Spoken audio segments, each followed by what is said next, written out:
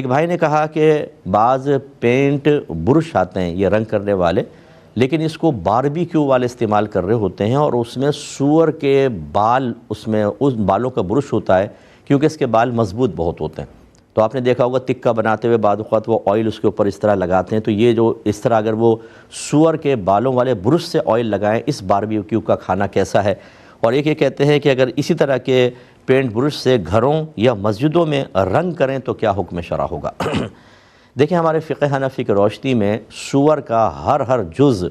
حرام، یعنی ناپاک اور نجاست غلیظہ ہے سمجھ لیں۔ یعنی ایک بال بھی اگر پانی کے اندر گر جائے گا پورے پانی کو ناپاک کر دے گا۔ اس کا مطلب یہ بال برش جو ہے یہ ناپاک ہے۔ اب اس کو جیسی آئل میں ڈالے گا آئل ناپاک، پھر اس کو لگائے گا اس کے اوپر باربیکیو کے اوپر، تکوں وکوں کے اوپر، اگرچہ یہ گرم ہو جائے گا، جلے گا، تھوڑا سا برن ہوگا، لیکن بہرحال اس تیل کے اثر تو اس میں رہیں گے، تو یہ تکہ کھانا بھی حرام ہوگا، اور اس قسم کے برش استعمال کرنا بالکل شرعاً ناجائز اور حرام ہے۔ اسی پر آپ قیاس کر لیں کہ گھروں میں جب رنگ کریں گے، رنگ میں ڈالے گا وہ